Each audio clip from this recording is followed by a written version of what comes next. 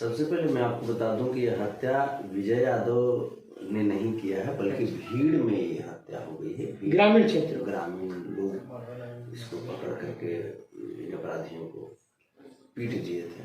हालांकि हिंसा कभी भी गलत है, हिंसा का मैं सपोर्टर नहीं।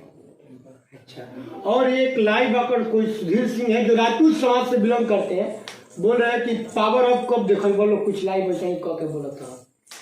ये देखिए, ऐसे ही लोग समाज को भड़काते हैं। अच्छा, समाज को भड़का करके व्यक्तिगत जो झगड़ा है, व्यक्तिगत झगड़े को जातीय दंगा में परिवर्तित कर देते हैं।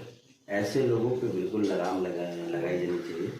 और रही बात कि ये ऐसे ही कर करके तो इनके जो परिवार है वो बहुत प्रतिष्ठित फैमिली है इनका। आदरणीय प्रभुनाथ बाबू के ये भतीजा हुए और रणधीर सिंह जी के भाई हैं।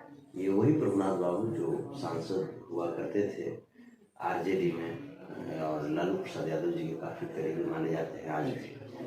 और लालू यादव जी के पार्टी के चुनाव चिन्ह पे ही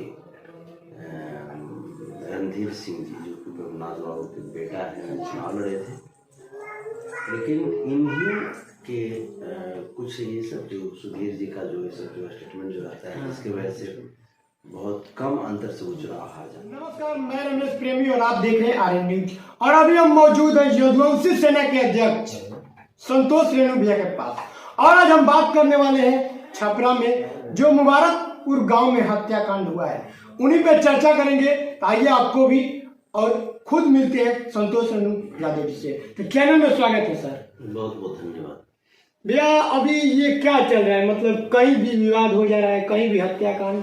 अभी आपने भी देखा होगा छपरा में एक विजय यादव कोई करके है, उन पे आरोप लगाया जा रहा है हत्याकांड का कुछ करके। नहीं, इसे देखिए, आरोप प्रत्यारोप तो चलता ही है किसी भी घटना के बाद। लेकिन जहाँ तक बात है कि विजय यादव जी की, तो मैंने जहाँ तक इसमें जानकारी हासिल किया या मुझे पर हमारे तक जो भी जानकारी आई है, वो विजय यादव जी के पिताजी की भी हत्या की गई और विजय यादव जी के भाई की भी हत्या की गई। और जो मेरे तक जानकारी आई है, उस जानकारी के तहत इस बार विजय यादव जी की हत्या की भी कोशिश की गई थी इन लोगों के द्वारा, जो खास करके जो अपराधी जो गए थे वहाँ पे।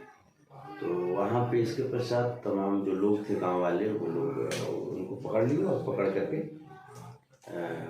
मारने पीटने लगे। और उस दौरान हीट ऑफ मोमेंट हुआ और उस मारपीट से मौत हो गई इन अपराधियों। अच्छा भैया, जहाँ तक ये विजय यादव जो हत्या किए हैं 3 लोगों का, जिसमें तो 2 लोग काफी गंभीर रूप से घायल है, एक की मौत हो चुका है, कहाँ तक ये सही रखनी चाहिए। और ऐसा नहीं करेंगे तो फिर ये अपने ही घर को नुकसान पहुंचा रहे हैं, और इसमें घर के साथ साथ कहीं ना कहीं जो लालू यादव जी का जो सिद्धांत है वो भी कमजोर होता है। और काफी लोग मतलब बोल रहे हैं कि जो आपके विधायक है, मुखिया है, यादव समाज से बिलोंग करते हैं, और जो ये राजपूत समाज के मतलब पीड़ित परिवार के ये कांड हुआ है, इस मतलब बात को दबाया जा रहा है। देखिए, तब तो ये इस बात को भी दाद देनी पड़ेगी कि जब सब लोग वहाँ पे विधायक हैं, मंत्री हैं, मुखिया हैं, सब लोग यादव हैं, उसके बावजूद अगर इस घटना में इतना धैर्य रखे हुए हैं, तो दाद देनी पड़ेगी ना।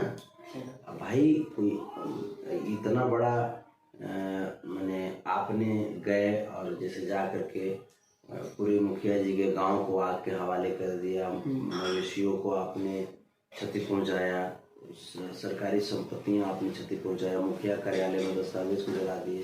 तो ये दस्तावेज का मतलब तो संवैधानिक दस्तावेज होता है ना, आपने उसको जला दिया। तो इन लोगों पे तो देशद्रोह का केस होना चाहिए।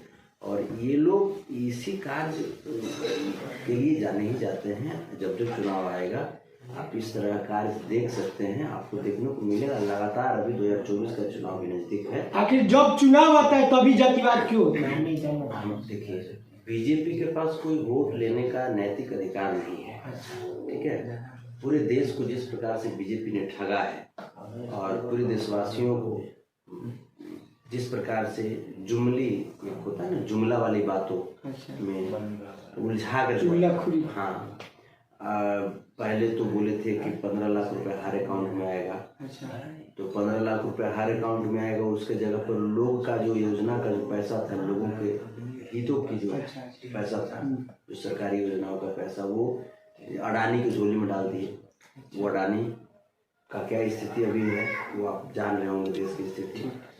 उसके बाद बीजेपी वालों ने कहा कि हर एक वर्ष हम 2 करोड़ की नौकरी देंगे। तो 2 करोड़ की नौकरी बीजेपी वाले बोले थे देने के लिए, वो बोलने लगे अब की जाकर के पकौड़ा तलो, चाय बेचो, है। अच्छा। तो ये उनका नौकरी देने का तरीका हुआ है। अब उसके बाद देखिए बीजेपी वाले बोलते हैं कि हिंदुस्तान पाकिस्तान, हिंदुस्तान पाकिस्तान।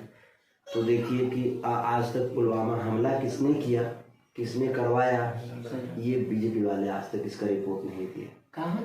जनरल बिपिन रावत का हेलीकॉप्टर कैसे क्रैश कर गया, इसकी भी जानकारी आज तक देश के सामने नहीं रखी गई।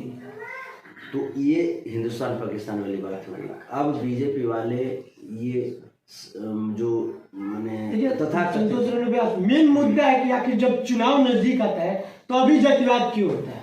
क्योंकि इनके पास कोई तो नैतिक जो अधिकार होना चाहिए, जो इनको विकास से मतलब नहीं है। ये सिर्फ 14% अपना टीआरपी 14% के लिए बने हैं। बीजेपी का मतलब 14